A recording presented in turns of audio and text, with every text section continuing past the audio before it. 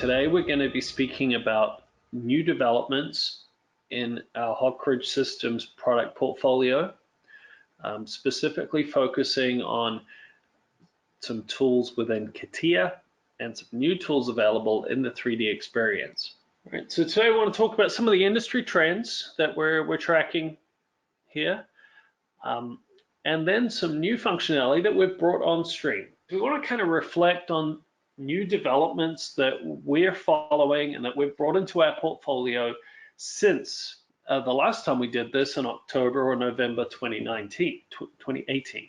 You know, we have a philosophy at Hog Ridge Systems where we're always looking for new products to bring to our portfolio.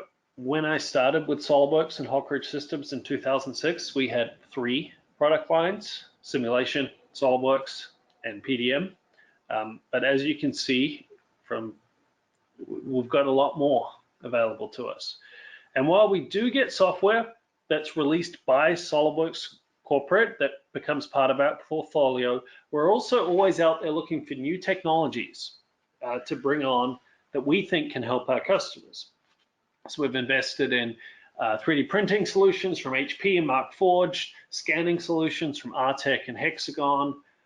We brought on a CAM solution, CAMWorks, and then that got adopted into SOLIDWORKS.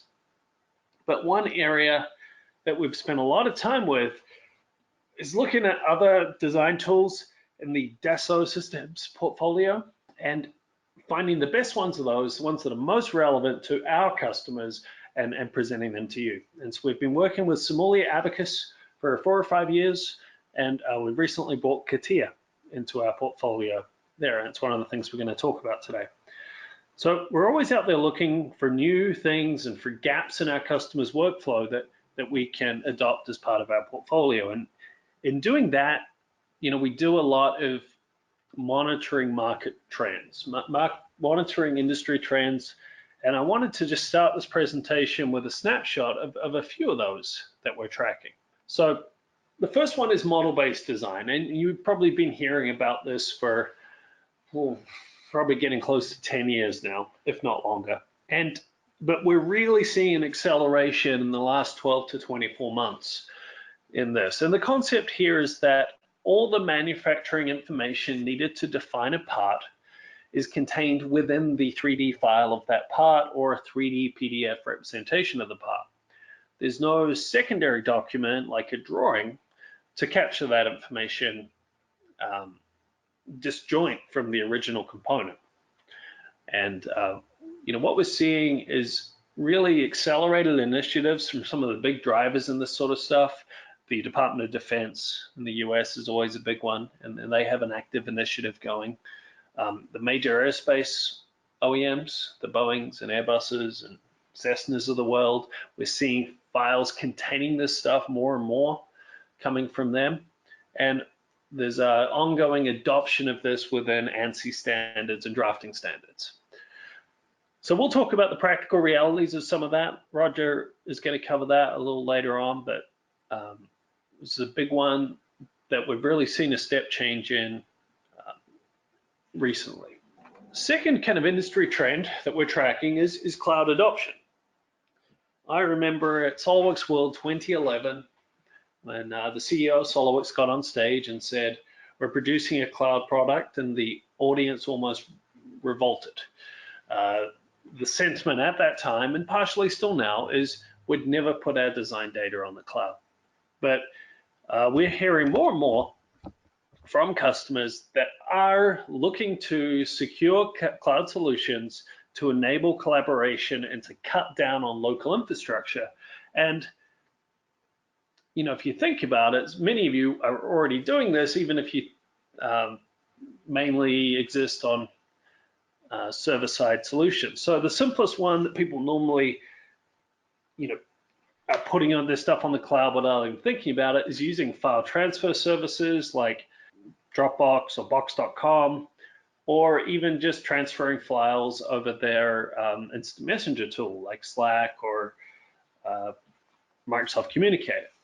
So that's one kind of place that we're taking advantage of that connectivity to just exchange information. The next step, you know, is putting your data repository, so like your Vault or whatever, for PDM, putting that up on AWS, Azure, and creating a VPN connection to that. We're hearing from customers weekly that are looking to do that. So that's becoming much more common. And then kind of the final step is hosting the application itself to cut down on local hardware costs and those sort of things. And the economics on that one aren't really quite there yet, but there is technical capability in tools like AWS AppStream and Frame, which is now owned by Nutanix. We use Frame for our online training room. So you can access our online training room from anywhere with a network connection and be able to use SOLIDWORKS about 10 seconds after you log on. It's pretty cool tool. But then we get into kind of a full suite of cloud-enabled or cloud-connected tools. And Todd's going to speak a little bit later about the 3DEXPERINCE and some of the new apps that are available in that environment. And we'll talk a little bit about what that means. But it's really just an extension of this trend away from local hardware that needs to be replaced over time and towards scalable and flexible cloud solutions. And the last industry trend I'll talk about is all about collaboration.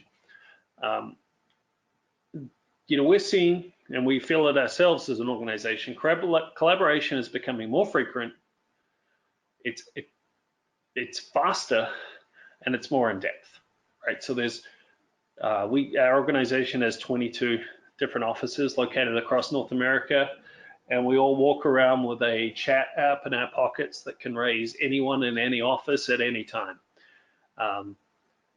So, collaboration is becoming faster, right? Instant messages, that sort of stuff. It's spanning more of the globe. We talk to many customers who try to follow the sun with their design operations and have work being completed offshore in the off hours that they can then pick up in the morning. And we also find the collaboration is involving more disciplines. Mechanical, electrical, electronic, software are all trying to work on a project together and are potentially using their own independent tools and creating bridges in and out of those tools to collaborate. But ultimately what this means and what we see more and more of is, where did I put that file, or where did that file come from? Personally, if I'm going to find something, I've got to remember if it was sent to me in email, Google Drive, my chat tool, or if it's in my PDM Vault. Now, I'm not a very organized designer, so it's partially on me, but we're seeing more and more of that. And so solutions for that are again, things that we're looking for. Two aspects of what we want to talk about today. The second thing that Todd is going to talk about is the 3DEXPERINCE. And that's probably a buzzword you've heard a lot from DS and SOLIDWORKS in the past 6 or 7 years. When we, as a reseller, SOLIDWORKS as a software provider, Dassault is the organization, we're not very good at explaining what this is and what it really means. And I like to think of it as an operating system, right? Just like Windows is an operating system or iOS is an operating system.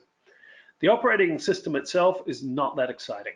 There's really not much to talk about how great Windows is or what iOS does, but what those tools do and what 3DEXPERINCE also does is establish a common framework for how all applications and processes running on that operating system will operate. So just like in Windows, the file print dialog looks the same no matter what software you're in. When you're working in either design or data handling apps on the 3DEXPERINCE, the way you manipulate 3D parts, the way you communicate will be consistent across those environments. But what I like to focus more with on 3DEXPERINCE is identifying applications that can add functionality that we cannot do in SOLIDWORKS today, that can complement kind of the existing tools we have in desktop SOLIDWORKS to do new things. And Todd's going to share 4 of those with you a little later on and show you a little bit about how they work. The other area that really complements the work we do in SOLIDWORKS today is our adoption of CATIA. And in just a couple of minutes, I'm going to hand over to Roger to take you through a few different use cases of that. But we went and created a relationship with CATIA a couple of years ago to give our customers better access to those things that SOLIDWORKS cannot do, those functionalities that go further than the current capability of SOLIDWORKS. And there's an incredible amount of software functionality under the CATIA umbrella. It's available both in a desktop install, the V5 version, or a connected experience in the 3DEXPERINCE.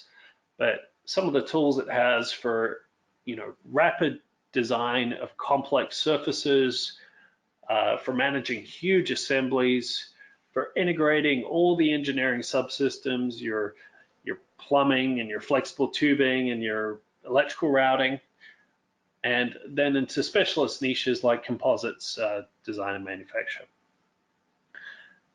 And we're hearing from more and more of our customers that are working with organizations that use CATIA that also need a help with the translation and the back and forth of that data. And we're really specializing in the best solutions for those.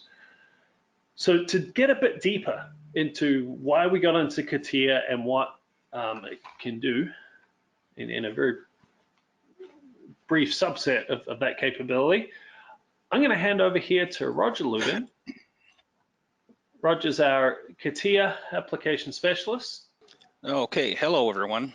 Most people know of Hawk Ridge Systems as a reseller of SOLIDWORKS and related tools, but you may not be aware that we've been a reseller of other tools from Dassault Systems for some time, including CATIA. CATIA is an advanced CAD solution that includes some of the most efficient and effective tools available in the industry, allowing for faster sheet metal stamping modeling, high-end surface design, and other powerful translation tools for advanced design. Let's explore how CATIA can help your company take your design and engineering to the next level. For 35 years, Dassault Systems has helped their industrial partners transform their processes related to their products. And with CATIA being considered best in class when it comes to higher level CAD systems, they can help you achieve the same success. CATIA has over 145 applications in their portfolio, so it will be a great chance some of these will be available to you no matter the industry. And with apps such as generative surface shape design, they can take your productivity to the next level. And for those companies that have customers in the aerospace industry, such as Boeing, Northrop Grumman, and Lockheed Martin, we can solve issues for when it comes to reading the PMI. Let's jump right into the sheet metal application. Do you know you can use 3DEXPERINCE sheet metal function for creating more than just brackets and sheet metal enclosures? Let's review a specific way to use a powerful sheet metal application, sheet metal stamping. Here we have a real world example of a slab surface that the styling studios sent to my designer. We've already applied a 2mm thickness, and these are all the construction geometry that we're going to use to create all the stampings features within the actual hood. I've organized my data into separate geosets to make it easier to handle. And in the interest of time, we're just going to go through the steps using the scan function right here. So first off, we're going to stamp a really large feature going downward into the panel. And I'm going to make 3 bond stamping features and add 3 cutouts and make the part lighter. We then stamp 2 more bond features in the rear corner.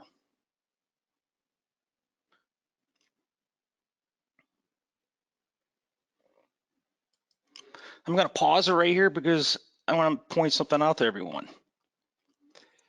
Did you notice how I did not have to manually offset the surfaces, extrude the surfaces of the features, or create the fillets between the features and the slab surfaces? You would have to perform these steps manually if you use basic surfacing techniques. What's great is that CATIA does it for you automatically. I didn't skip over these trimming steps.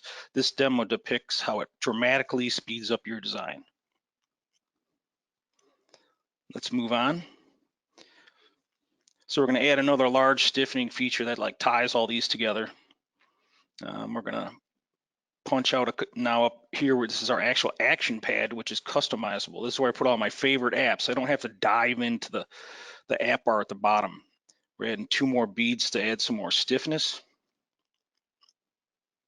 And then finally 2 more cutouts, and then we're gonna use the cut line from the styling studio to trim the panel to its final shape. There we go, that's our new hood panel. While I created this in 3DEXPERINCE, you can also do this in CATIA V5, just so you know. Using the stamping function allows you to create these features much quicker. The surfaces are offset automatically, and that also fillets the features automatically, steps that were a manual task before.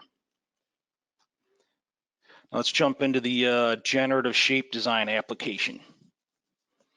The majority of my design experience is in the surfacing world of CATIA, and I'm excited to show you some new tools. The robot, the contextual menu, and the navigate and edit feature found in the contextual menu. These are all part of the 3DEXPERINCE generative shape design application. Let's take a look. What we have here is the 7 sketches I've organized into a geoset to simplify the workflow. These are what we're going to use to design this motorcycle fender. Here's what's new is the functionality was now called the robot. And the bottom right-hand corner, it looks like the axis they've renamed it the robot. I'm actually just going to take and drag this right into my first sketch. Then I'm going to drag it onto the center line. And right there in that contextual menu, it showed that the robot was active. To make that surface, I'll just simply grab this feature on the robot and rotate it. I go as far as I need. I think I need like 140 degrees or something like that. There, I'm done. It's my first surface. Now I'm going to extrude this orange surface up and down about 150 millimeters by, again, just selecting the sketch. I don't need to say extrude. It knows that I want to extrude. It's intuitive. It understands what I want to do next. You can always change and do something else, but this is what I really like about it. Now what I'm going to need to do is trim these 2 surfaces. Once again, I just select one surface, then the second surface, and now I go up to my contextual menu and I'm going to select trim, not split, because I want to trim it so I have what is left over is what I'm going to use in my next step. I select down here because that's the half I want. Notice the green check mark, select in space, there you go, trim together. I'm going to go over to my action pad, which I customized earlier and added the edge fillet function because I need a variable fillet along this edge here.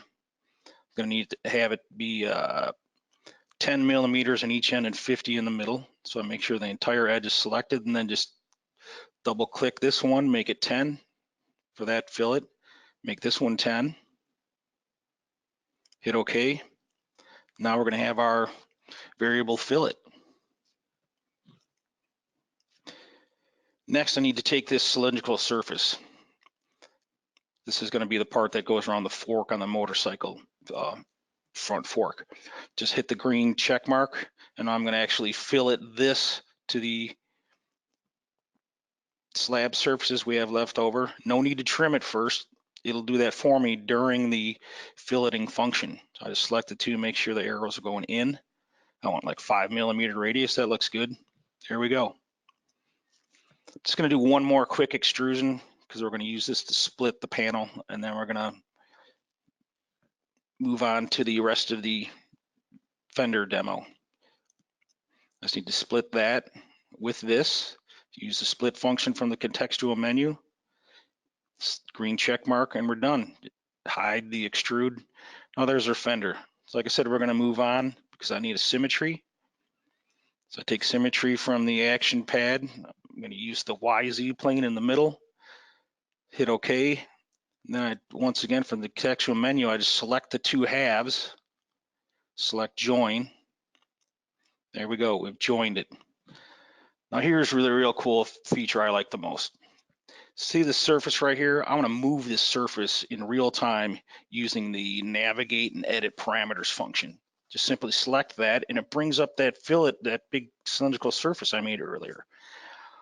All I have to do is come down here to the bottom of the surface, select it, and it puts the robot in a 2D mode right where that sketch is. And I can just move it inboard. Now watch what happens to the fender itself. Did you see the other side, how it moved in the symmetry? Like I'm gonna move it a little bit farther so you can see what's going on. It's doing this in real time. I don't need to go and change sketches, come out, hit update and see what happens. This shows me what it would really look like. In the interest of time, I'm just gonna hit the red check mark there, come back out. Now what we're gonna do is I'm gonna add some material thickness to that, make it a quick body and just add the material thickness to it. Now we're going to have a real motorcycle fender after we make the offset of 3 millimeters and turn off the construction data. There we go, motorcycle fender, ready for the final attachment details.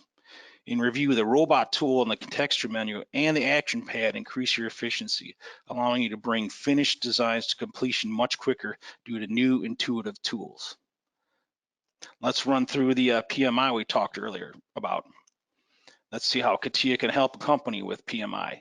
We're hearing from many of our clients that they're receiving files from their partners and customers in CATIA format, and a developing industry trend is that the manufacturing information is embedded within the 3D file, which means there is no drawing. This data can be called MBD, which is model-based definition, PMI, product manufacturing information, or 3D GD&T annotations, also known as 3D geometric dimensioning and tolerancing, but they all refer to the same thing. Now let's look in SolidWorks with the PMI button turned off with this CATIA model. You're just going to be able to see the part file and look around. There's not much you can do with it. The PMI does not get imported because we turn that off. So if you want to see that, you actually have to turn it on and have a license of SolidWorks MBD. Here's all the MBD we were talking about earlier. The thing is all you can do is look at it. You can see it, what it's pointing to. However, like with this D1 datum, there's supposed to be a point there, so you can't like analyze the point, double check that the information's in the correct place. So let's look at it in CATIA when you read it in. With all CAD systems, the most robust functionality is available when you're working with the native format. And if you frequently collaborate with partners and customers using CATIA, you might want to consider purchasing a license of CATIA software. This not only allows complete interrogation of the model and the manufacturing information, but it also allows for back and forth collaboration in the native environment. Let's look at CATIA right now in its native environment. Here's all the MBD or the 3D GD&T. It's turned on. You can move it around if you need to make it clearer. You can actually see the notes over on the left that used to be on the drawing. They're in 3D space. If you need to actually go and change the model, in the tree is all the functions and operations that were used to actually make the part. So if you want to change that hole, you could do that, or anything else you wanted. If you needed to actually interrogate the model, take some measurements, you can do that also. Let's go look at this D1 datum point we talked about earlier that we could not find in SolidWorks. I'm just going to select it right out of the tree because that's how we have it organized. There's D1. There's your XYZ coordinates. And if you need to save anything to some third-party file formats such as STEP or IGES, for example, just do a file save as. So a window pops up, and at the bottom you can select the different formats available. Like I said, STL, IGES, anything. Now let's look at the drawing real quick. I made a quick view of the drawing using the side view, and this is all the 3D GD&T that was in 3D. Didn't have to recreate it or anything. It's projected right into the view. If I want to move the stuff around, I can do that. So this way you can assure that they're accurate and reflects the 3D notes. Here's the datum that the datum PD was pointing to, and the point for D1 is right there. So let's summarize the functionality of SolidWorks Premium. With Premium, you can only just view the part. With SolidWorks Premium with the MBD, you can view the part and the PMI data. However, there may be some potential issues with viewing the data that's not been imported from the CATIA model. But with CATIA model, you have all the functionality, all the data is there, readable, usable, and editable. This shows how CATIA allows for accurate viewing as well as the ability to manipulate dimensions and models and collaborate back to your customers and suppliers. So if you're frequently collaborating with partners that supply you with CATIA V5 files, a license of the CATIA software can be a sound investment for seamless communication and collaboration. CATIA license can be leased by the quarter or by the year, as well as purchased outright. And finally, in review, CATIA has over those 145 applications in their portfolio. It covers 12 industries, well beyond the usual planes, trains, and automobiles. There's 1,100 passionate DESO employees around the world that are dedicated to ensure the success of the 1 million CATIA users. And as for Hawkridge Systems, we are the only VAR in the United States who now sells SolidWorks and CATIA. If you have any questions, please contact your favorite Hawkridge salesperson for more information or to set up a demo. Now, I'm going to hand the presentation off to Todd Domke. Thank you for your time. Let's transition from CATIA to a look at some of the new 3D Experience functionality that's recently become available, targeted at SOLIDWORKS users. So we'll hand it over to Todd Domke, our 3D Experience Product Manager. Thanks, Todd. All right, thanks, Glenn and Roger. Appreciate it. All right, so moving into SolidWorks and the 3D Experience platform, and what does that mean for us, us desktop SolidWorks users? How can we take advantage of the 3D Experience platform? So we've got 3 themes that we're going to discuss here, and some use cases that we found that we think, that we want to start telling our customers about, because we think they can be pretty helpful. Since we're on the platform, we have all of our data. It's all up to date, instantaneously, everywhere in the world. We're all connected and communicating on the 3D Experience platform. It only makes sense that that would really help us manage our design projects, having all that information available like that. So we're going to look at that. We're going to look at some of the cloud-based design apps. And we're also going to look at how can I use this 3D Experience ecosystem with SolidWorks Desktop, to improve my design process. Maybe some of the things we're going to look at here. All right, so design project management. As I said, we're going to show you how do we get our SolidWorks or any kind of design data on the cloud first to make it available to any team member or internal or external stakeholders that need access to it. And we're also on the platform, we are in constant communication instantaneously. And so we can get status of, who's working on what and what is the progress of that. So let's take a look at what that would look like for you.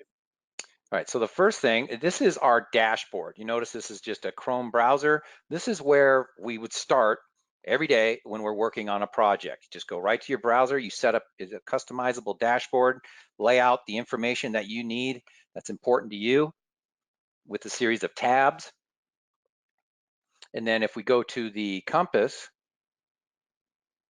at the top left, you'll see we have access to SolidWorks on the desktop right there. So we're going to launch it from our dashboard.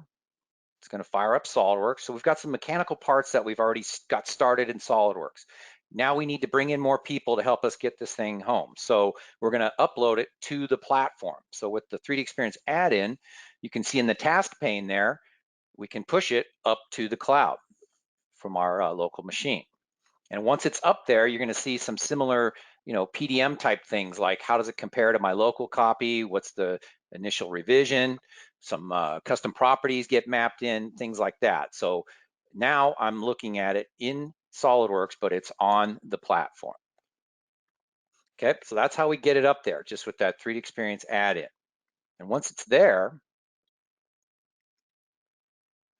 now it's accessible to anyone who needs it. And we're not in a file foldering system. We're in a database structure on the cloud, and so we can just search via attributes for what we're looking for. Once, if we're using things frequently, we can organize them with bookmarks to make them handy. Then it's native now to any app on the platform, like this 3D viewer.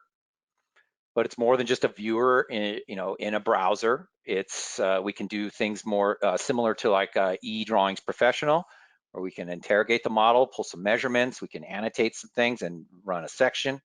And then the best thing about this, again, is because we want to keep everyone informed. So right from this 3D app, I'm going to save a snapshot and publish it to one of my communities. This may be, again, external stakeholders, subject matter experts, some members of my design team internally, however you want to set it up. But now, just like that, I go to my community, and that's what I just posted right from the native app on the platform using that SOLIDWORKS data. So, and then again, now I can start getting some comments and feedback on what needs to happen. Anyone involved knows that I just added this information and can act on it.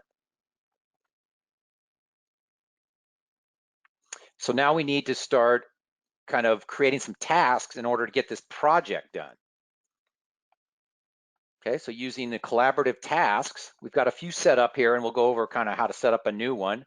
But these tasks are assigned to people, and they involve different parts of the design data. And then they have, you move them around as they change states from, waiting to be done to working on it to now it's done. So now we'll create a new one. Okay, so we're creating a new task, and then we get the properties of that task. So here we can give it a, if we have a hard finish date, we can enter that, add some more information. This is what I love here is then now right here, we can go right to and assign it to a design team member. And then we can also attach, now that the data is on the cloud, we can attach that assembly that we want them to work on or that this task involves. So everything needed is right there in that task. And as soon as you hit that save button, whoever it was assigned to just got notified, either through an email or through their dashboard if they're there. And they start working on it, they move it into in progress, and that updates the view of the entire project. Okay, and I want to point out with the project planning app, you can formulate the project rather than just creating tasks on the fly and sending them out to people. You can create a whole plan for a project with certain milestones. You can set dependencies between tasks so that they get done sequentially if that's the plan. There's also some metrics, so you can kind of see your task burn down, and you can kind of see how your resources are being used, what's ahead of schedule, what's behind schedule. It gives you that instantaneous view. Really nice application. We're really happy with it. So here's what it looks like on the other end with the team member just got assigned a task. Again, either if they're in their dashboard, they just got an instantaneous notification with a link, or an an email with a link also. And that's going to take them right to their dashboard, the team member's dashboard, and right to that task. Okay, and right from that task, they can go to the attachment and drag it into, and this is where we segue into the on-cloud modeling apps. We just pulled it into XSHAPE, which is running right here in the browser. Okay, and so that leads me into the next thing we want to talk about, or the next theme, design anywhere on any device. Okay, these are cloud-based, browser-based 3D modeling apps. The user interface, the processing, the data, everything is in the cloud and just runs through a browser.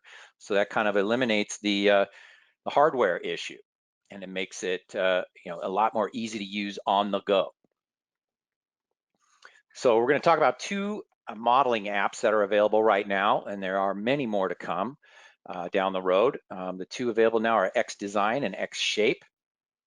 So they are CAD tools on the cloud in the browser, and you can use one or the other depending on your geometry, or you can combine them, depending on your needs. So it makes it very scalable, and you can add apps and remove apps as needed as the design progresses.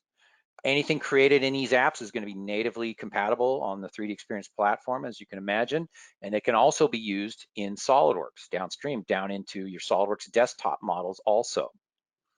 Okay, some of the things that's similar between them are the single modeling environment. That's a little bit different than SOLIDWORKS, where these are for making quick models, conceptual models to get something going, where we don't have to really think about the assembly structure too much. We can just kind of build a sketch and then a feature and then group of features. Those features can become a component. I can create more components, and now we got an assembly, and we never leave the same window. There's not different file types for those kinds of files. So it just makes it, it's just kind of that overhead you have to think about. In SOLIDWORKS, you just jump right in and just get to work here, and without having to worry about that too much. And because we're on the platform, there's built-in version control. Okay, without any setup or anything or any IT overhead, it's ready to go. So I can at least have a history of what I've created on the platform, swap in and out different versions if needed. And again, we're on the platform. We've got all these collaboration tools for communicating through the communities, sharing data, and connecting with SOLIDWORKS. Right, so the first one, XDesign, that's going to be more similar to SOLIDWORKS. That's the one you're going to be familiar with. It's parametric, mechanical CAD modeling, 3D modeling. So it's going to have your sketch features. Again, very similar to SOLIDWORKS, and the way you add relations. You'll be immediately familiar with that. Parametric features like extrudes and revolves and lofts and sweeps and procedural stuff like shelling and chamfers and fillets, all those things you're used to in SOLIDWORKS. However, it doesn't have everything. It's not going to have specific functionality for certain types or industry specific types of models like sheet metal or weldments yet, although we expect to see that coming soon. And there may, some advanced features in SOLIDWORKS like boundary features and things like that are not here either. But again, this is, so if you already have SOLIDWORKS on the desktop, this is not going to beat that. The thing that sets it apart is that it runs on anything. It accesses the data, and it allows you to kind of design more on the go or get things going. Okay, there's also assemblies. We can make parts together, and there's design guidance, which is another trend we've been seeing a lot lately, where when you design a part, instead of just drawing profiles, you kind of set an envelope and you set some real world conditions like loads and things like that on it.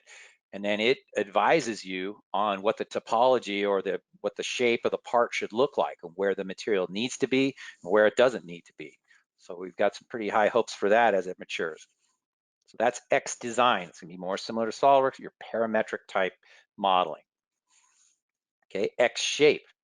This one does something that SOLIDWORKS cannot do. This is very complementary to SOLIDWORKS, and because it fills a hole right now, and that is freeform or subdivision modeling for organic or ergonomic or stylistic shapes. Okay, it's a completely different way to work, a very natural way for industrial designers to get those really tricky shapes, especially if you want to get, if you have a lot of ideas, and you want to get a lot of shapes to help you decide which one is best. Parametric surfacing, as you know, is very precise, but it's also much more labor intensive, shall we say.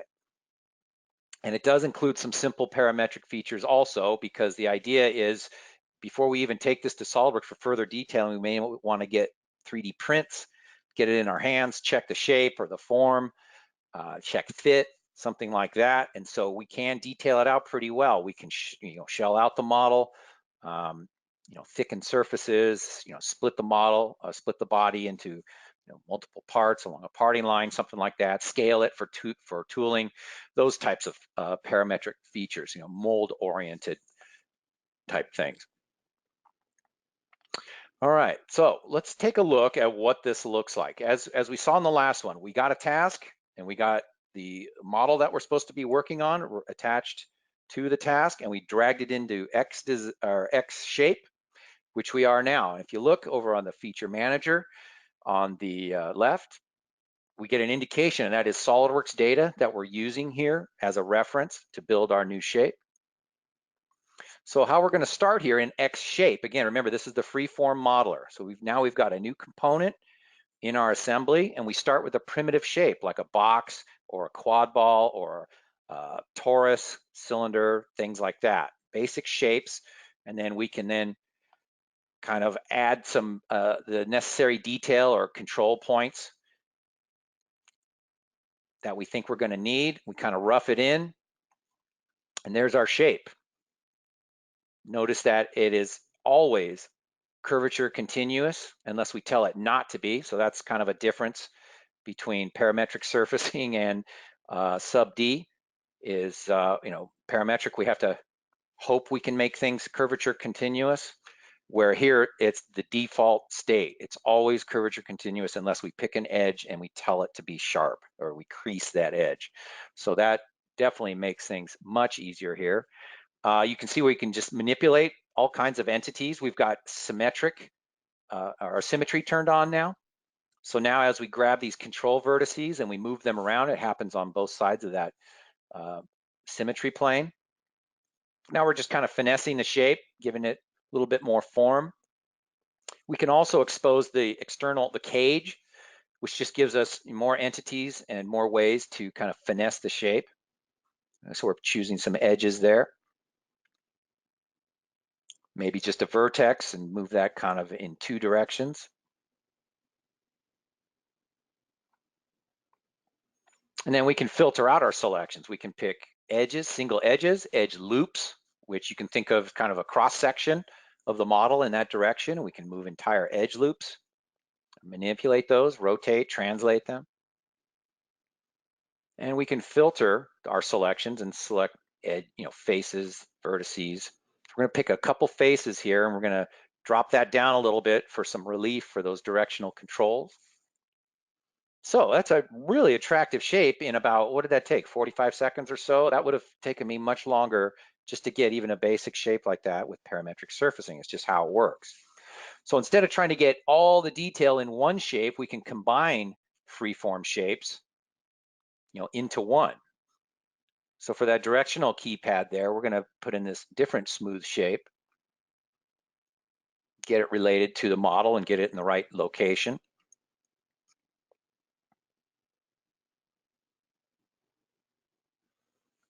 Okay, we're looking pretty good. And so now, as I mentioned, we can combine things.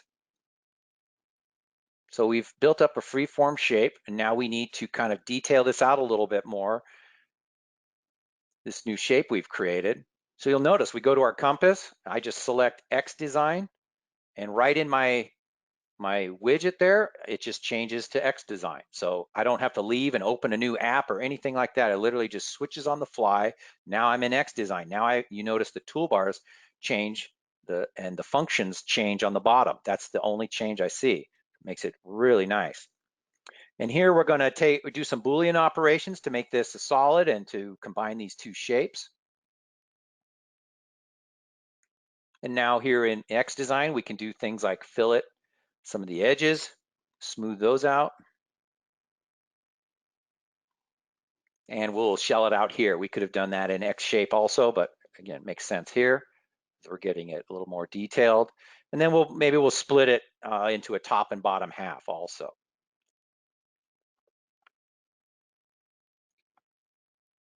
And when you just select two entities, it puts a temporary dimension. And as soon as we enter a value, it becomes a permanent dimension that we can now drive. And we locate that split line. Now we're just going to split the body.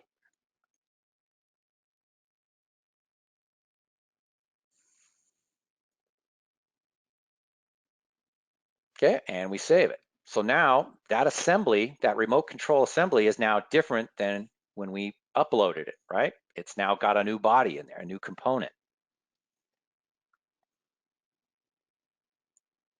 All right, so now that the task that I was assigned to work on the CAD for the new shape, now I need to let everyone else know.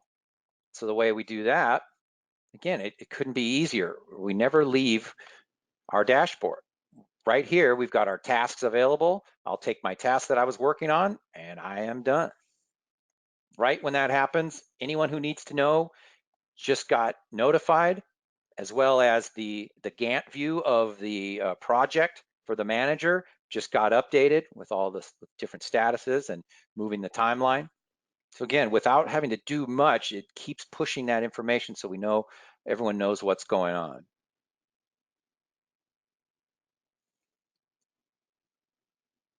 All right, and the last one here is how do these work together?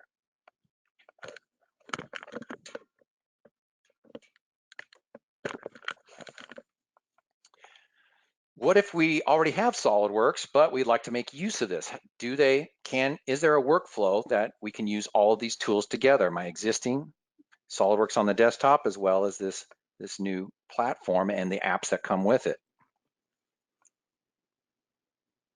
And you've kind of seen that you can. So now here we are back in SolidWorks, and I go to my add-in in the task pane, and I can see that the top level assembly is now newer on the cloud than it is on my local copy. That makes sense because somebody added that new enclosure to it. So all it requires me to do is just go ask for the latest revision. Again, this is coming from the cloud. And we're updated, and there's our new body. It's a 3D XML file, so we can import it into SolidWorks and use both of these tools together. And now we can revise the top level assembly if we want to for that new version. There is some built-in lifecycle management too, where we can move it down the line into a different state, which will control permissions and notify certain people, things like that. But you can kind of see where we're seeing these are starting to work together really nicely. And again, anything on my dashboard, I can get right here in my 3DEXPERINCE add-in in SolidWorks. So I can go to my collaborative tasks, I take the one, my task was to release it, done.